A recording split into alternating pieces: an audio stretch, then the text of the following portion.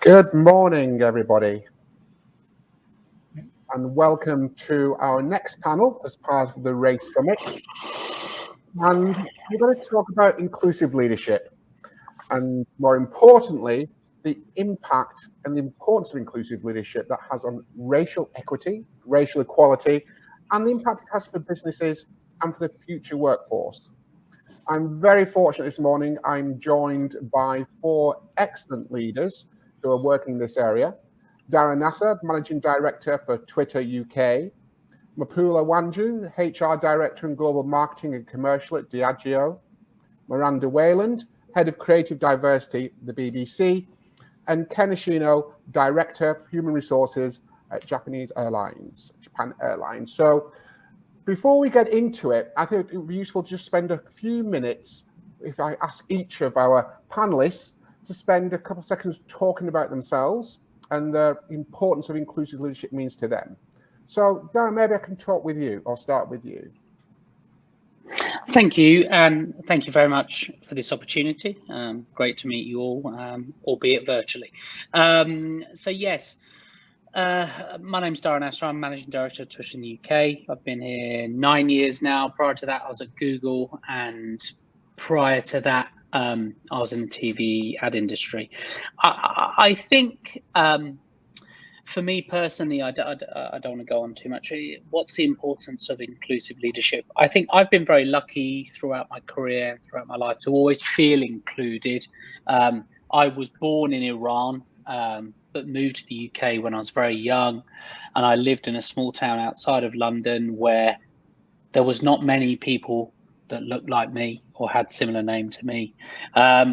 But again, I was lucky. I always felt included. I know many other people might not have done in other situations. And also within my life, my mother was the main breadwinner, not my father, in a time, and I know this is more about race, but bringing gender as well, that I had that in as well. So I've always, as I say, been privileged to be brought up that way. So as I've gone through my career, I've really felt the need to kind of champion those things and be part of those things. And I think that's my own personal story, and I'm sure we'll go on to our corporations later. Thank you, I appreciate that. And Miranda, if I could come to you next. Hi, morning everyone, and happy Black History Month for those of you who are in the UK. Talking about greater inclusion, I'm actually going to audio describe myself for those who have visual impairments. So I'm a Black female with short black hair and wearing glasses. I'm currently in my living room and surrounded by a couple of pictures in the background. For me, the importance of inclusion is simply the fact that we are better together than we are apart. We have strengths that we can all benefit from. The business case is becoming increasingly clear that inclusion not only benefits the bottom line, but creates a culture for innovation and growth. I guess throughout my career of working in the D&I space over the last 15 years, working for two of the biggest broadcasters in the UK, one commercial and now currently public service, it has given me the opportunity to see diversity and inclusion through two particular lenses, one driven by financial enterprise and the other one looking at public purpose and good. And whilst they do have a different remit, the underlying purpose is exactly the same. We're looking to engage audiences. We're looking to be relevant in the marketplace. We're looking to grow our economy and our share, but we're equally looking to make sure that each and every person engaging with our services feels that there's something unique for them and that they can relate and resonate. And that has to be good for business. That has to be good for the economy. And that has to be good for the individuals that benefit from it. And I'm completely passionate about making sure that becomes fundamental in our thinking. Thank you, Miranda. Ken? Ken? Yes, hi. Hello, everyone. I'm Ken Ashino. I'm working for Japan Airlines in Human Resource Strategy Division. I'm in charge of nurturing global human resources. And I'm very, very honored and very exciting to be joining this session today.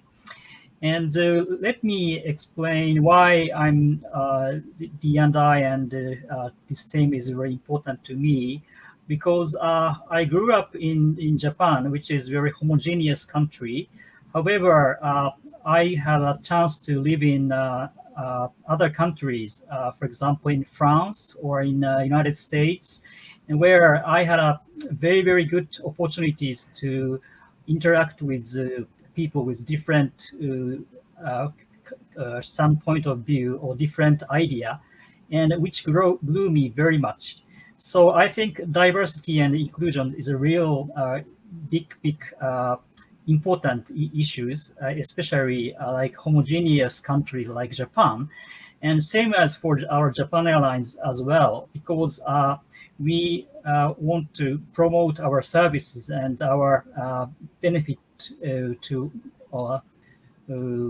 other countries people, and I would like everyone in the world to choose JAL for or as an option, and I would like to promote our sales to worldwide. And I also think it is very important to exchange the people and to exchange a different opinion, which may create very new idea and very innovative. So that's why I think it's very important. Very nice to meet you, everyone. Thank you. Thank you, Ken. And last but not least, Mahula, over to you. Thanks, Andrew, and good morning, everyone. I'm really glad to be part of this panel today. So my name is Mapula Wanjau, and I look after the HR agenda for Diageo, specifically global functions, marketing, commercial, and our global travel retail business. I'm based in London at the moment, and I am South African, and I have lived my whole life until the last 2.5 years in South Africa. Anyone who knows the history of South Africa is that we have a history of segregation, and where race has played a very big role in our society and politics.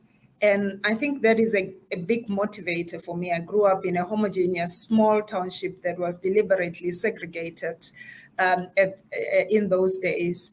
And really what I desire for is a world where someone can find their place in the world and be able to share their views openly and be respected, not because of the color of their skin or because they're women or any other form of discrimination, but just because they are human.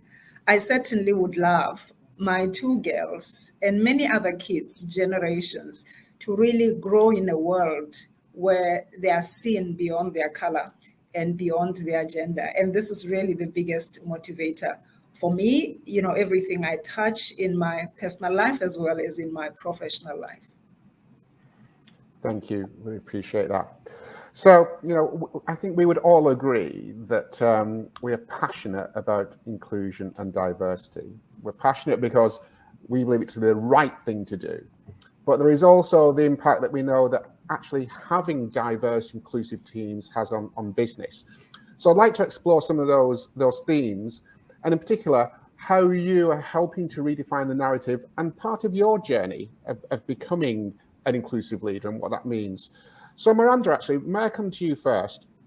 As one of the most experienced and talented diversity leaders in the creative sector, how are you influencing the leaders and industry stakeholders to deliver on on-screen diversity?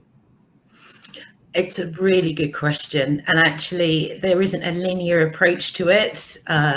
I think there are different ways in which we're trying to manifest the utopia that we're looking for. Most of it starts off with a conversation of understanding what inclusion means to people. We all have different perspectives about that. And in an organization where sometimes you may feel like the majority have an easier ride than perhaps other people with different lived experience, it's about unpacking that and what does that mean? And then how does that translate for our audiences?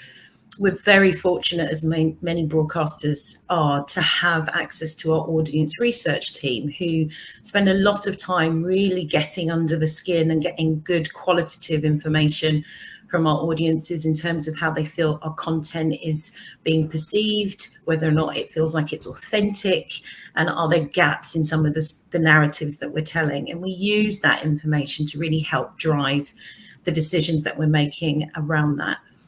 I think secondly, we recognise that perhaps we don't have as diverse a population and leadership as we would like, and I think that's reflective for most FTSE 100, 500 companies. You see it as you get to the top, the diverse representation seems to bottom out just a little bit. And so what it means is not only creating a pipeline that diverse talent are able to reach those heights and feel that they're doing so on their own merits, not because of their difference, but because of their capability and skill sets. But also it's making sure that those at the top understand the barriers to those coming through. And one of the things that we're all accustomed doing as an organisation is running personal developments or 360 reviews with our staff and our colleagues. Actually, the work that we're currently doing at the moment is making sure that our leaders understand the challenges that certain groups will face when they're setting out development or succession plans for their teams. So, for example, I have a hidden disability that if I don't say anything, nobody will know anything about. You can obviously see that I'm a woman and a woman of colour. So when we're talking about people's careers development, our leaders need to understand what are the particular challenges that an individual may face if they have multiple underrepresented characteristics. Do they understand that how they may be inadvertently creating those barriers and what they can do to remove themselves from that? And so that the conversations about growth, the conversations about content, about how we're engaging with our audiences is much more informed by knowledge and an understanding, as opposed to setting an arbitrary requirement and target that sometimes isn't able to be fulfilled because we haven't taken the time to understand how we may be complicit to the barriers that we're facing.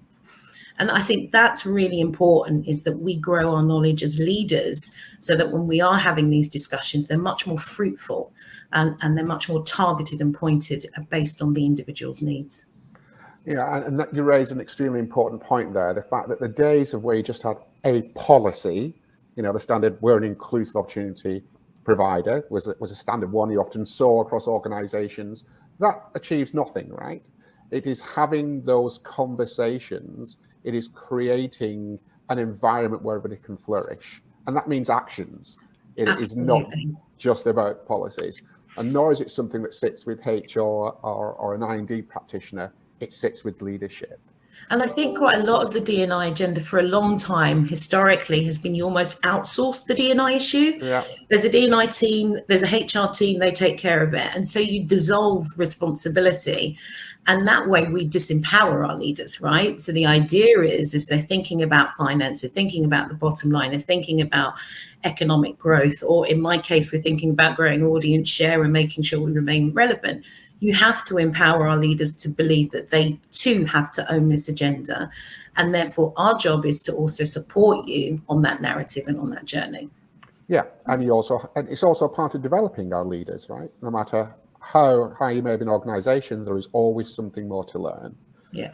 And with that in mind, Dara, if I could come to you next, as a leader of Twitter, a platform which has a huge social impact, how are you showing up to achieve better business outcomes for Twitter? May I start with that question? Of course you can. Yeah, so just building on what Miranda's saying, really, in terms of listening, understanding, I think that we do have numbers and targets and stuff, but they're not arbitrary in so much as we're looking at a variety of different things in order to get there. But one of the things that we're trying to do is again, building on Miranda's point, is one person we spoke to try to listen on their journey and how they felt in their career said they want to work at somewhere where they don't feel tolerated, but they feel celebrated. And those words really resonated with me, because we should all feel celebrated for who we are as individuals. And I'm happy to say this person said they did feel like that within Twitter. But one of the reasons, one of the things we've done is, and goes beyond race, we have 11 business resource groups that, and I know that probably all of our organizations will have those things that support different groups of people, whether they're the Black community within Twitter, the Asian community, the LGBTQ plus community, and others. But one of the things we did within that is we didn't just say as a policy, look, we're going to do this, right, and hope for the best, and maybe just give it an executive sponsor who is going to be incredibly busy. We have, for example, 2 global co-chairs of each of those groups that aren't necessarily the most senior people in the world, but people who feel very passionate about them, and we pay them for their involvement over and above their day-to-day salary or compensation, because we want to take it seriously. And the pay isn't again just an arbitrary thing. It's recognition that these are important and that it's over and above. That's just one example. And I think that actually inclusivity around these things, especially in the virtual world within leadership, comes from a lot of things. It's almost like leading, by listening from behind almost, and being able to help. Also, trust, I think, is huge. There's a culture prior to, dare I say it, COVID, of presenteeism, where if you're not in the office, you're not doing your job. I want to see where you're sitting. Actually, we're lucky at Twitter. We've been flexible for many years, albeit more selectively so, rather than being enforced by a pandemic. And I think that what that's done, it's really developed a position of trust of our leaders, of our people, not regardless of background, ethnicity, gender, is that, it's around talent. And I think that, there are a lot of things within this, but that's how we at Twitter are doing a few things. But there's, a whole cascade of things, but I don't want to take up too much time. No, but again, it's all about taking actions, right? Yeah. Actual actions. And it's interesting you said you recognize people for the contribution they make in this area, because quite often we find that discussions around this may be left with the networks or the resource groups you've mentioned, and the fatigue kicks in, right? Because they're doing it without any support, without any recognition. And to be honest, that passion can run out if you're constantly having the same conversation. So to ensure that they have that ongoing support is vitally important, and to recognize it. And the other point you made, which I think is extremely important, it's so hard to just continuously try to fit in. To continually wear a mask is just wears you out. And we know that if people are having to fit in, they're nearly 50% more likely to leave your company if they don't have that sense of belonging. So being celebrated and that sense of belonging, and certainly in Accenture, that is the phrase we use, that sense of belonging, being seen, safe, connected, courageous, is so important to that engagement. So thank you. And just to build, sorry, but Andrew, belonging, I think, is very important. I think our I&D mantra internally, and obviously it has a hashtag, because we're Twitter, but it's a hashtag until we all belong. And I think that's our mission. And whether that's going to happen tomorrow, it won't. But or in a while, that's what we're trying to achieve. And I think that's the key thing for us. Yeah, and it's a journey, right? It's a journey. It's step by step. It isn't about a grand gesture. It is continuous, inclusive transformational leadership. Yeah, progress, not perfection, really. Correct. I mean, and it's very, very, so. Correct. Mapula, may I come to you next? We were talking there about various potential and belonging. And your work is grounded in inspiring and empowering others to reach their full potential. How are you actually having conversations with your leaders, and how does race play a role in the experience that your employees are having, and how are those experiences being discussed and supported? Yeah, thanks for that, Andrew. So I would say the biggest leadership breakthrough for me is when I plucked up the courage to start telling my story and telling my story unapologetically. And it was important because when you want to inspire people, you actually need to really come through as very authentic. And I believe that telling my story of my relationship with issues of race, of discrimination, and just issues of discrimination in general, inequalities, etc.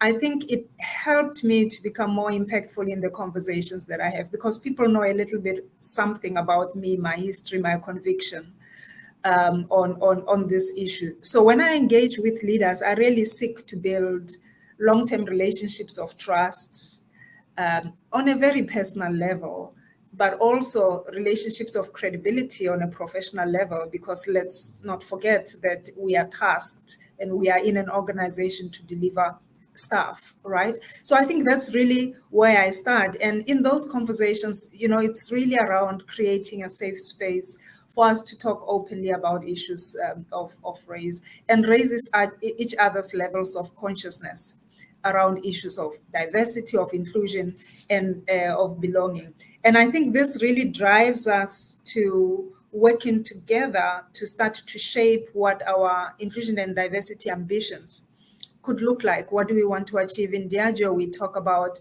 our Society 2030 ambition, which not only looks at I&D, it looks at sustainability, how we will treat the environment, the society, the way we will use the content of our brands, etc. So it is much broader. So it is really on a bigger scale, how do we work together to shape big strategic initiatives for the business, but also on day-to-day engagements that we have. So on a daily basis, I engage with leaders. We make decisions on attracting talent, on how we grow talent. Miranda talked a little bit about how that could look like, and making sure that we retain talent. So how do we make sure that really, even in those conversations, we are conscious of the way we interact with talent, how we want them to feel as they join Diageo, or as they join within, they grow within Diageo. Organizationally, I would say we've made a significant shift over the past few years on our I&D agenda. And, I would say the past 10 years, our focus would have been on gender, and we have made huge strides. I mean, our board and our exec are well represented by women, more than 40% on each of those bodies. But I think really the shift that we have seen is in the past year is when we started to put our heads around what is our ethnic representation that we want in our organization, and put a bold ambition behind that, and make sure that every single leader in the business can influence how we get onto that journey, and we continue to transform our organization, because we understand how the impact of that is going to have on our business performance, on the content that we produce for the consumer. So if you think about our advertising, it needs to represent our consumer base, and we will not be able to develop content that is relevant for the consumer when we ourselves do not understand the nuances that happens in different communities. The second point that you are asking around employee experience, I think we continue to create a space for dialogue. And just last week, actually, we had our 5th annual Inclusive Week. This is a week where we really amplify conversations on diversity, inclusion, and belonging. People come in on many, many sessions across the world. Every market across Diageo gets involved. People tell their personal stories. We evaluate ourselves, how far we have come with the level of comfort of having a conversation about I&D. And we bring external perspective also into those conversations. Continuously, as Miranda was saying, that it cannot be a once-off thing that, you have an annual day or an annual week, but we have campaigns that are running all the time. There's one that I'm really passionate about, and particularly because I live in Europe with kids who have African names that are not easy to pronounce. So we have run a campaign called My Name Is, right? Because if you really think about at the basis of who we are as human beings is our names. They define who we are, and they have very deep meaning about our heritage and where we come from. And when I can ask you, Dara, or Ken, or Miranda, Andrew, about really what is it about your name? How do you pronounce it? Then we're opening doors for us to talk about even bigger things around inclusion and diversity. So I think we continue to create space to make sure that our people feel that they have a role to play in shaping our agenda. And the last bit around representation, I've always believed that people cannot aspire to what they can't see. And therefore, our efforts in making sure that we are deliberate in our plans to grow women, to grow people of color, to grow people who were marginalized previously in our organization. It is important. And when I get to have a senior role in an organization like this, I have an even bigger responsibility to make sure that I champion the work that the business is doing.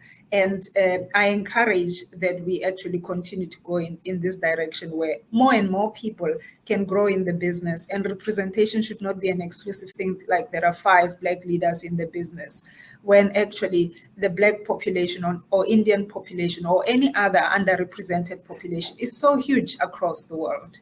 So those are the type of things that we think about when we think about engagement with leaders, how we want our people to feel about the culture at Diageo. Andrew. No, that's great. Thank you. You raised some points there, which I'll come back to visit with you all shortly. But one of the things is about role models, the importance of actually having role models that are visible. Because quite often, based on ethnicity, it's not about glass ceilings, it's concrete ceilings, right? We just cannot see people that may look like ourselves. And having those conversations. The other thing, as you also alluded to, is it's not about fixing the talent. There's plenty of talent out there. The talent doesn't need to be fixed. It's about providing the opportunity and sponsorship for them to progress and be that active senior role model. Ken, may I come to you next? We've been talking, obviously, around the context of race, but the element to this, especially with our companies being global, is that cultural context, the importance. In fact, in the last panel, we talked about cultural intelligence. And what I'd like to look at, Ken, what does leadership look like in different cultural contexts, and how does this impact conversations around race, for example, in Japan? Yes, thank you very much for asking, Andrew. I think one of the most recognized leadership studies to date was the 6 leadership styles. I don't know if you have heard, led by American author and science journalist Daniel Goleman. And the 6 leadership styles are visionary, coaching, affiliative, and democratic, pace setting, and commanding. And he compares leadership styles by country as well. And according to this study, in Japan, democratic leadership style is very common, where leaders always ask for team member input and very work hard to build consensus through participation. So I think the good point in terms of today's discussion is democratic leadership style is leaders listen to team members' opinion very, very carefully, and they respect the opinion of each members, regardless of their cultural attributes. So I think it's a very, very potential things to be a fair and good leader to cope with inclusion and diversity in that sense. So I think the more having experience to work with people with different cultures, I think the democratic leadership style will become a very, very good potential to advance inclusion and diversity. That is what I'm thinking. Right.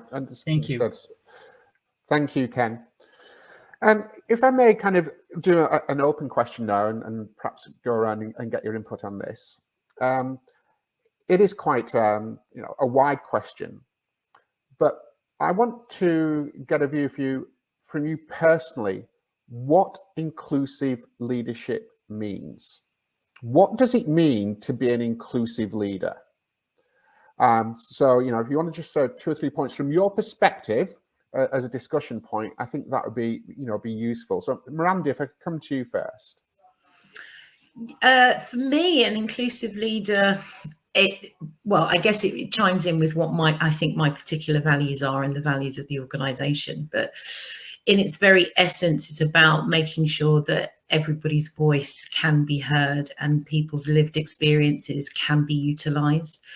I think as an inclusive leader and as a leader in particular, we have 3 particular assets that we need to leverage correctly. We have access. We're in a very fortunate position that we have access to different people and senior representation whereby we can carry the voice of others into the room. Where there is a lack of representation in a space that I'm occupying, I need to think about how do I bring those voices to the forefront? How do I make sure it's an authentic portrayal of the people that are either looking at me to either bring their voice or at least to feel included?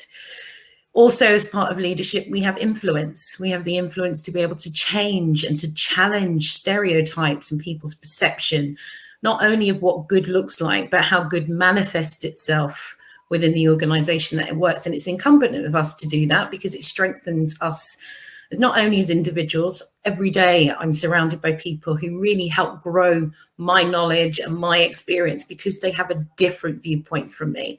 And I have to be open to that. So we have to allow ourselves to be open and not defensive. As leaders, we're expected to know everything. And the higher up the food chain, I've recognized I get to do less of what I love, but manage more people who do the things that I love. And so in that spirit, I have to be open to understanding how it now manifests for them. So alongside having access and having influence, I also have power. And again, how am I using that power constructively to create the right environment that others can then look to build upon? Am I closing the door behind me? So you know what, you've got your one black woman, that's your box ticked. Yeah. Or actually, am I using my power of influence to challenge some of the conversations? Look, we all struggled about having a conversation about race until the killing of George Floyd. And now we're able to have that conversation, but are we having the right conversation? Are we asking people to bleed on the floor, to relive experiences that are really triggering, but not supporting them and saying, look, go and do your self-care somewhere else? Do you know what I mean? So my power, my influence, and my access has to be used for greater inclusion. And that sometimes means us changing the parameter and understanding of what inclusion means for each and every one of us. I mean, that's an interesting point. Having those conversations where you may get people revisiting trauma and yet not being there to support them. And the other thing is, if you're not being vulnerable as a leader, how do you expect people to open up and revisit that trauma, right? Because there's no confidence or trust for them to open that and have that discussion. So sharing that vulnerability, I think, is extremely important. Mapula, what would be your view on inclusive leadership? Yeah, so I mean, my personal view is that first and foremost, I have an opportunity to contribute to shaping the culture as a leader.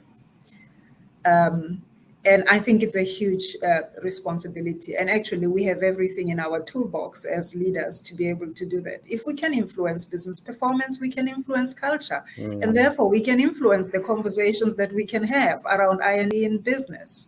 So for me, it's really fundamental. It's something that I take very seriously. The second thing is that as an inclusive leader, I want to see people. And I don't know whether seeing people is an African thing or what, but it is very awkward if I go into a lift, for instance, and I don't greet people, or I go into a bus. There's something about seeing people that really acknowledges the presence of the people. And whether we are working on Zoom or we are in a meeting, part of us hearing what others have to contribute to the people is seeing them and being able to read their mood and, identify whether there are areas where you need to be able to support people. Sponsoring people, I think, is a huge opportunity that we can play as inclusive leaders and support their growth. There is nothing like, people have development areas or those areas cannot be changed. I think if we play an active role in saying, how can I contribute to shaping your growth? How can I help share my learnings from my own growth? And I think it's very interesting. Every time I do that, I actually learn from the other person as well, right? So it's not about just giving out of myself, but it's actually there's almost a selfish motive that every single person that I mentor or a person who asks me to be coached, I learn something about myself. I learn something about someone else, and my world's perspective just becomes broadened. So I think in my mind, those are the top things I would think about as an inclusive leader. Yeah, and it's interesting, this concept of that servant leader, the person that is there, but also can receive back just by supporting and helping, is incredibly powerful, right? In creating that environment where people can feel engaged. Ken, from your perspective, what does inclusive leadership mean to you?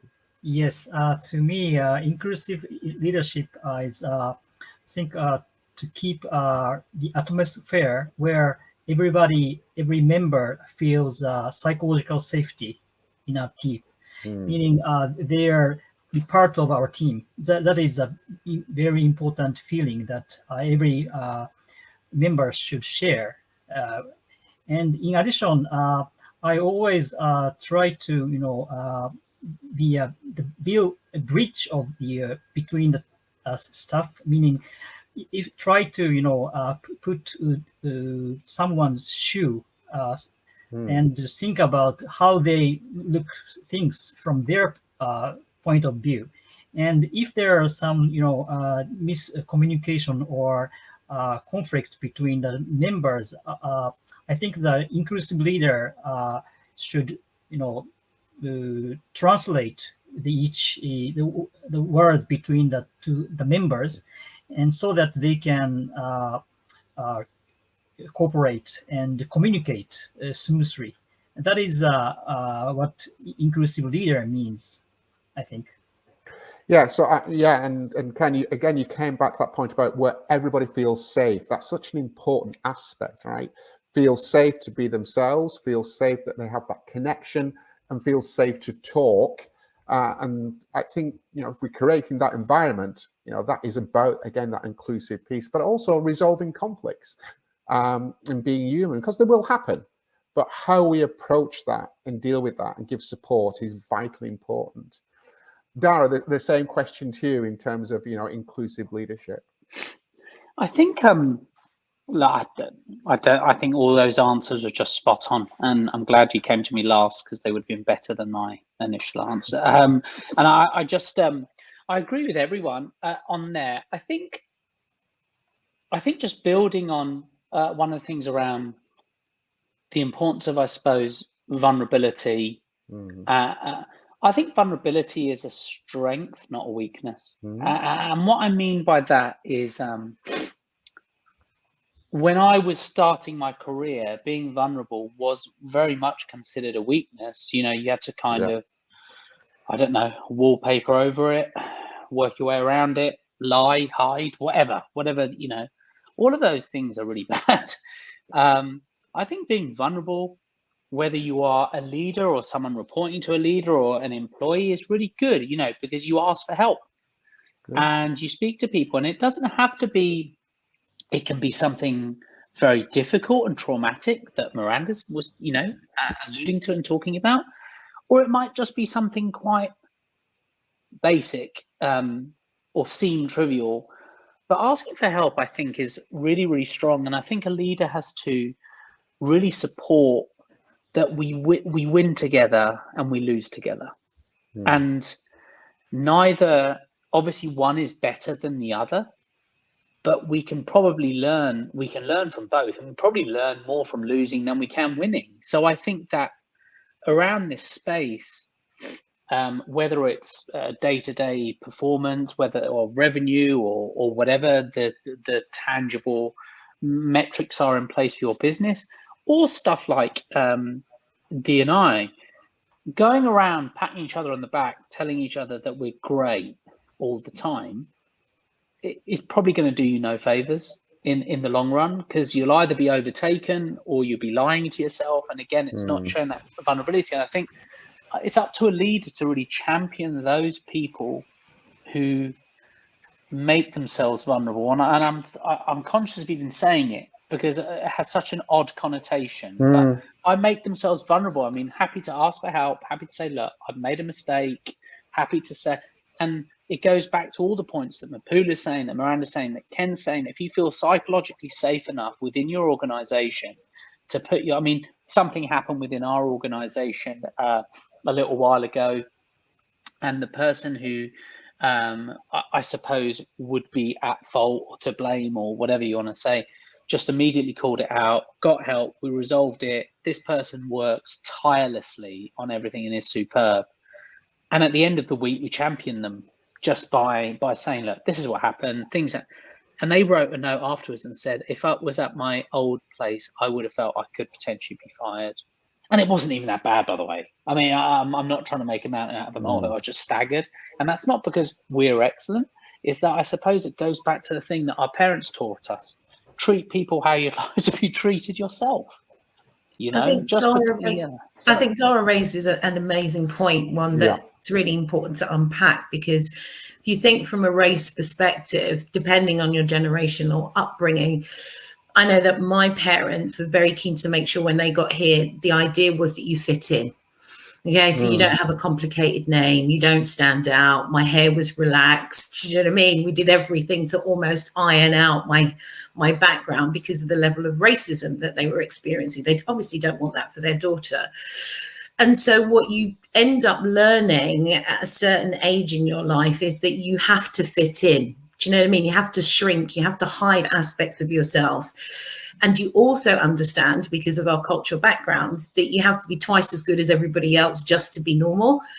And so the aspect of you only ever having one chance does then mean you don't often feel that you can be vulnerable. You can't often feel that you can share, you know, sensibilities that actually, if addressed and nurtured properly, can accelerate your career. And Dara's absolutely right, because if we as leaders can't make the shift from this dominant culture where everybody is striving to be perfect and everything has to be, you know, set up and structured in a certain way, it does mean that we are creating a culture of fear where people will end up, you know, stabbing each other in the back, won't work together in collaboration, but much more competitive.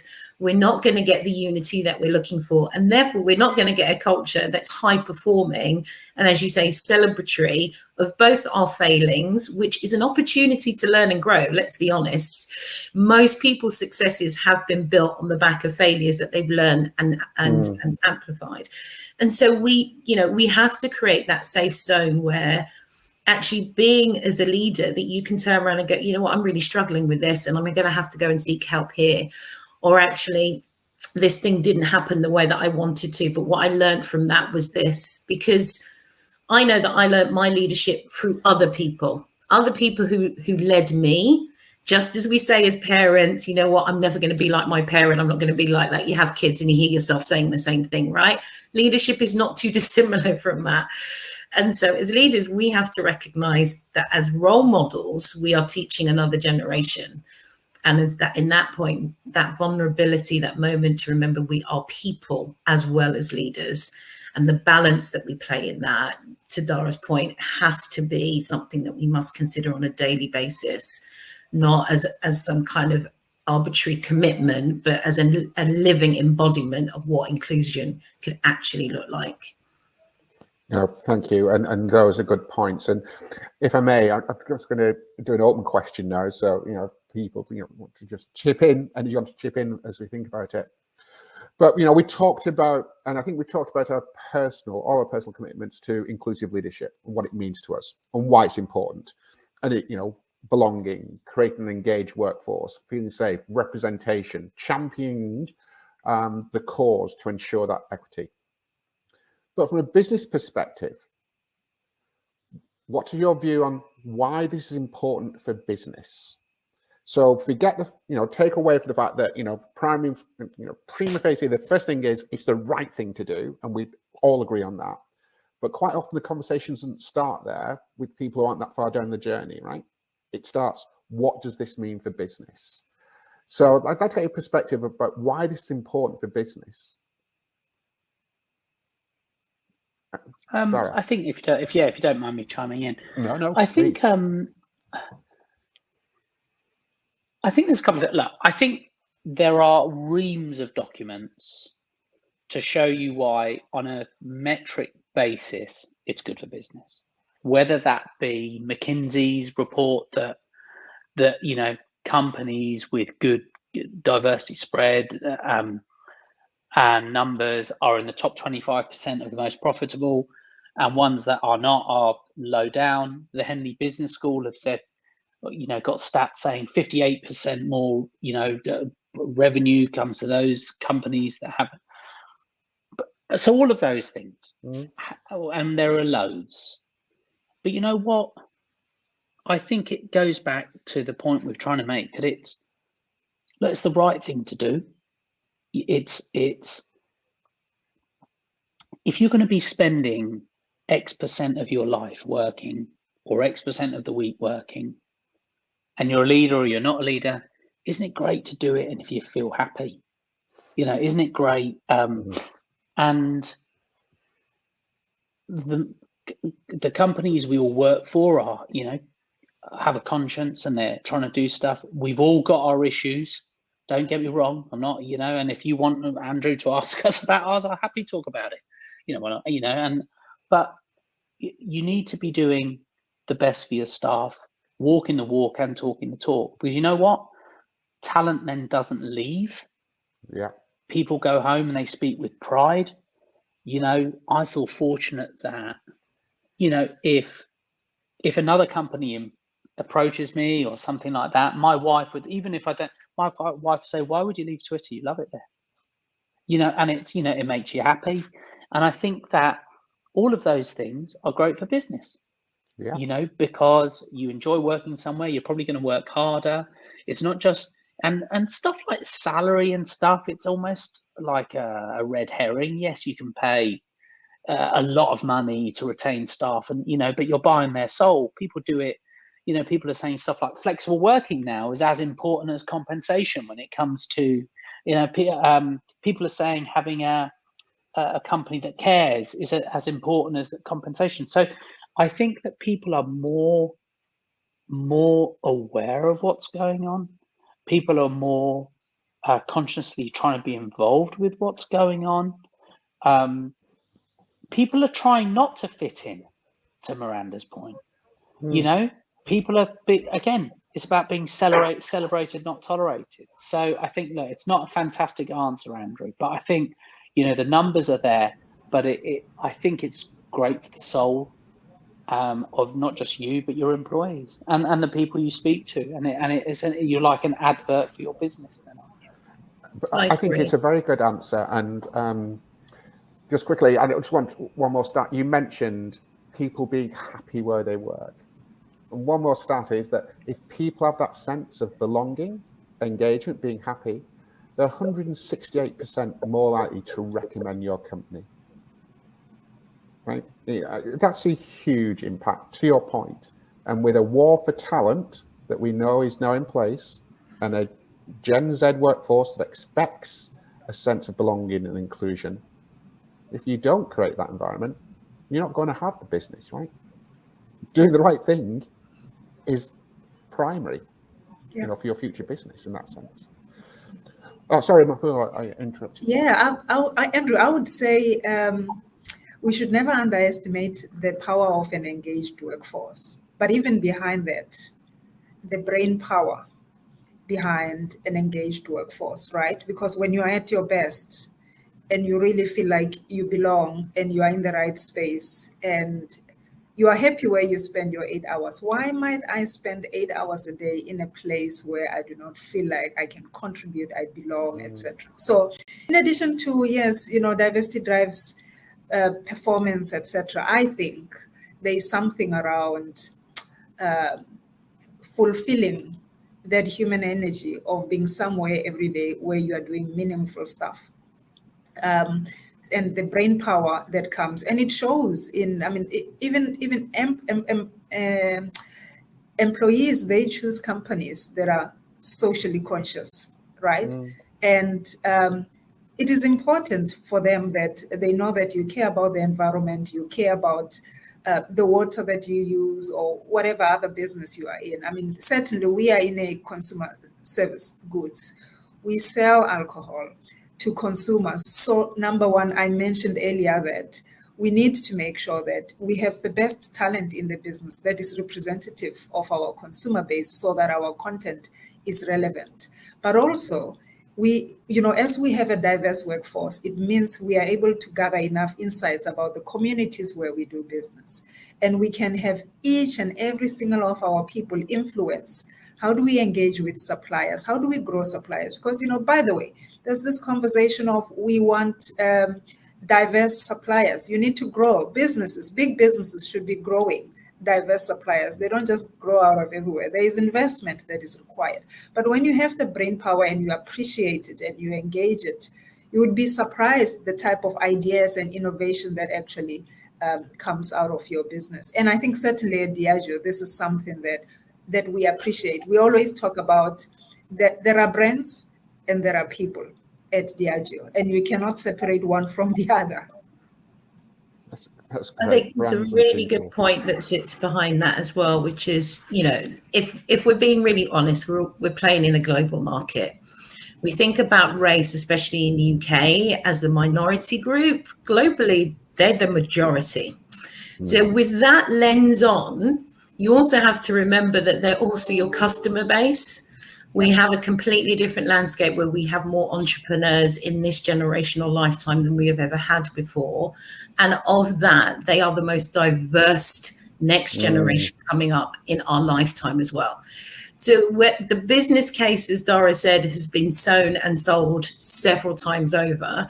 If you're looking at it from an economic customer growth base, remember you're playing in a global market with one of the most diverse, richest population, and new entrepreneurs that are not playing to the same rules that we have been accustomed to, which is I wait for my boss to leave and then hopefully I get promoted.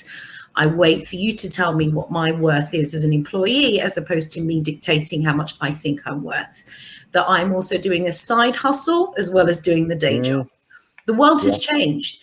Now, if you want to be inclusive, if you want to utilize the talent that's out in the marketplace, if you want your company to be competitive and strong, and we're talking about companies not just doing it on a finite, let's just get to the end of the financial year. You're talking about long sustainability of your company. You need the talent that is different to what you have today. You need that talent to invest in your organization and bring their skill sets and their knowledge with them. And then you want them to be able to utilize growth. We were all working in so many different ways. We're partnering with other organizations because the economy sees strength in collaboration. We're looking to share data with each other so we can grow that audience share. Diversity, inclusion, equality, and equity sits at the very heart of that. You don't get to know me unless I decide I want to share my data, my information with you, so that you can target me to buy your brands and buy your goods and, i.e., watch my content. If I don't feel an affiliation with you, I'm not giving you anything. So how does that not benefit your organization? So if we think we can remove the diversity inclusion conversation from business, I think you don't understand what business is about. And I would completely agree. Last week I was talking about this, and I said it would be tactically short-sighted and strategically wrong to remove it for all the points that you make there, man. It just doesn't make any sense. And yet we still have those discussions that go on. Ken, I don't know if you had anything, from adult perspective around this. I agree with everybody, and especially Mapura mentioned about the market and consumers. And I think Japan Airlines' position is very similar to yours, and because we want to promote our service and our to the worldwide more globally, and if we try to do that, we need our staff employee who can really understand the cultural or threats of the each market. So that's why our employees should be varied, and we need to have a lot of different senses from different background. That's why I think D&I is really important on business. And not only that, but because of the different standpoint of view and people exchange with different view, I think we can create a new service as well. So these are the 2 points which will be necessary to advance D&I in our company. Yeah, creating that service, opening those markets, and actually having that consumer confidence. Yeah, all so vital to be that modern transformational kind of leader and inclusive leader. Now I'm going to, we've only got a few minutes left.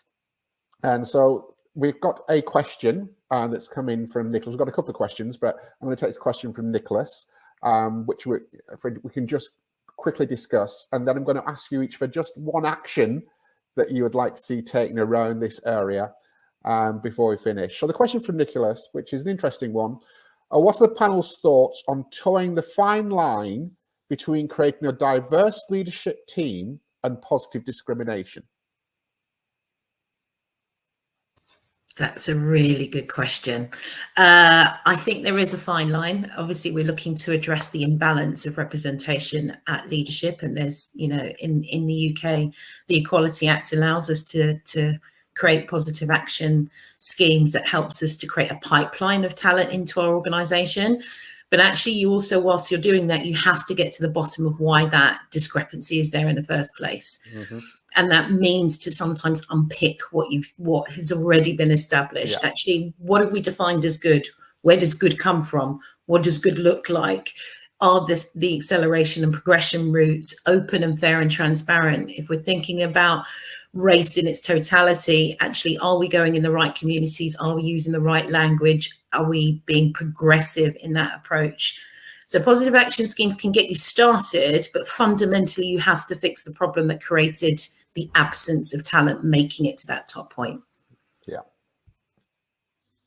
Perfect. Just building on that, totally agree. Very fine line. Sorry, Mapula, I think I interrupted you. No, Dara, you go ahead. You go ahead. Okay, thank you. Totally agree. I think stuff like building a pipeline, it is a fine line, but I don't think it's massively difficult staying the right side of the line. It's just doing the right thing. So, for example, one of the things we're trying to do is in recruitment, we want to recruit the best people who are most suitable for the job, but we just want to make sure that we are trying to recruit from the widest, most diverse pool of people we can. So we're just ensuring that panels that we host have, an amount of people that are representative. That doesn't mean that those people will get picked. It means, for the successfully for the role. It just means they've got a chance. Yeah. Should have, because previously they have, and I think when big, fast-growing companies, for example, have used the referral system to recruit, or i.e., and by that I mean, instead of using a lot of headhunters because you're growing at such pace, you use your employees to recruit other people that they know. That's fantastic because you're getting trusted people. You're getting your employees that they have to put almost not their reputation, but a bit of credibility at stake to recommend their friends, colleagues, past employees. Now, the issue with that, of course, though, is they typically, for example, if it's someone they went to university with, it might be someone who looks like them. It might be someone who's the same gender as them. And if you multiply that, so we're just trying to take those things away without crossing that fine line. Totally agree. That affinity bias is an important one, and one we could have spent the whole conversation just talking about that, but you raised that extremely important.